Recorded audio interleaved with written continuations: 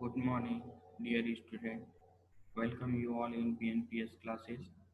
पिछली क्लास में जाना कि सजीव श्वसन क्रिया करते हैं जबकि निर्जीव नहीं करते हैं। ठीक है, आज हम जानेंगे फीलिंग्स। फीलिंग्स क्या होती हैं? महसूस करना। All living things feel. सभी सजीव वस्तुएं महसूस करती हैं। Man and animals have sense organ. मानव और पशुओं में ज्ञानेंद्रियां होती हैं। They use them to feel pain, cold और heat with the help of our sense. जिनका उपयोग वो दर्द, ठंडा, गर्म या किसी भी प्रकार के फीलिंग को महसूस करने में करते हैं। Animals reach for food through their sense organ. Animals जो जानवर होते हैं वो अपने ज्ञानेंद्रियों की मदद से ही अपने भोजन की तलाश कर पाते हैं। जैसे एक कुत्ता होता है या फिर अगर कहें तो बिल्ली जो होती है वो सूंघ कर अपने भोजन की तलाश करते हैं। रेप्टाइल्स जो रेंगने वाले जानवर होते हैं जैसे स्नेक होता है वो वाइब्रेशन के अनुसार अपने भोजन का वाइब्रेशन यानी कि स्किन के द्वारा जो है वो वाइब्रेशन को महसूस करते हैं और उसका भोजन का और वो भोजन की तलाश में निकलते हैं। जैसे अगर हम बात करें खुद की तो इंसान को अगर कोई चीज़ छूता है तो वो महसूस होता है कि वो क्या चीज़ को छू रहे हैं। वो होते हैं हमारे सेंस ऑर्गन।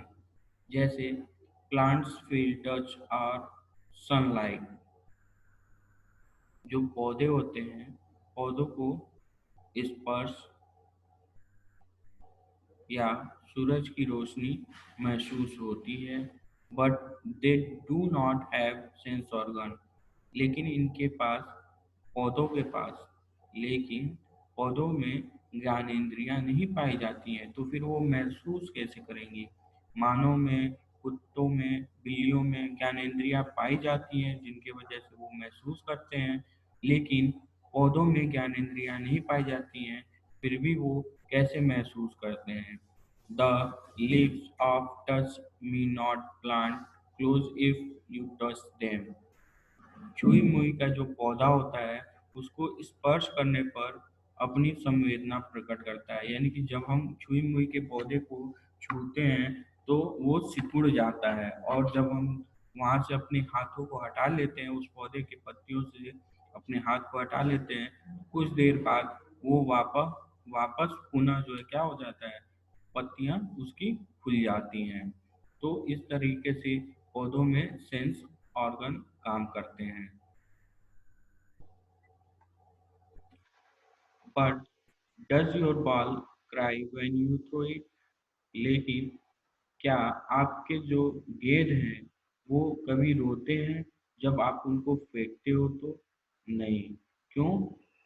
कि because non living things do not feel. क्योंकि निर्जीव वस्तुएं महसूस नहीं कर सकती हैं।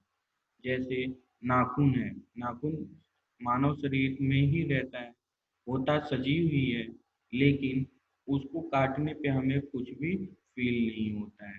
ठीक है, वो एक तरह का नॉन लिविंग थिंग ही है लेकिन है वो लिविंग थिंग में ही आता है। ठीक है, नेक्स्ट चलते हैं रिप्रोडक्शन की तरफ। रिप्रोडक्शन होता है प्रजनन। All living things reproduce. सभी जीव प्रजनन करते हैं। They give birth to their young ones. एक मादा अपने बच्चे को जन्म देती है। Bird and insect lay eggs. Bird यानी कि चिड़िया और कीड़े अंडे देते हैं। Eggs on hatching give rise to young ones like their parents. अंडे को जब चिड़िया और कीड़े अपने अंडे देते हैं तो उस अंडे को वो एक बच्चों के भांति जो हमारे माता पिता जैसे हमारी देखभाल करते हैं उस तरीके से वो उसकी देखभाल करते हैं। जब उन अंडों से बच्चे निकल जाते हैं, तब भी उनकी देखभाल किया जाता है। तब तक देखभाल करते हैं जब तक कि वो खुद से अपना भोजन तलाश करना नहीं जान जाता है। ठीक है। Similarly, plants also reproduce new plants. इसी तरह पौधे भी नए पौधे को जन्म देते हैं। Most plants reproduce through seeds. ज्यादातर पौधे बीजों के द्वारा नए पौधों को जन्म देते हैं। Some plants reproduce from stems or leaves and some from the roots. कुछ पौधे तनों से पनपते हैं या पत्तों से या उनकी जड़ों से पनपते हैं। Have you seen table and chairs reproducing? क्या आपने टेबल यानी कि कुर्सी टेबल और कुर्सी को प्रजनन करते हुए देखा है? नहीं। क्यों नहीं देखा है? क्योंकि वो निर्जीव वस्तुएं हैं। No, because they are non living things. क्यों? क्योंकि वो निर्जीव वस्तुएं हैं। क्या आपने कभी एक लैपटॉप को दूसरे लैपटॉप में बदलते हुए देखा है? नहीं। एक लैपटॉप अपने जैसा लैपटॉप नहीं बना सकता है खुद से, तो ये बताता है कि वो वस्तु क्या है? निर्जीव है।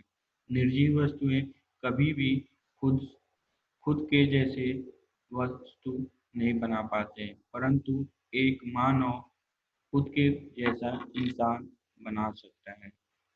ठीक है। यह है सजीव और निर्जीव में पर जानकारियाँ जो थी वो मैंने बताई। आ, आगे की क्लास में आपको नेक्स्ट चैप्टर बताया जाएगा। आपका चैप्टर भी यहाँ पे ख़त्म हो जाता है। और क्वेश्चन आंसर और वर्ड मीनिंग आपके ग्रुप में भेज दिया जाएगा। आप उसे देख लीजिएगा, लिख लीजिएगा, साफ और सुंदर राइटिंग में लिखिएगा। और जब क्लास ओपन होगा, स्कूल ओपन होगा, तो आपकी कापियाँ चेक होंगी और उस समय कुछ ही दिनों के बाद आपके टेस्ट भी लिए जाएंगे। तो उसको तैयार भी करते रहिएगा अच्छे से। Thank you so much.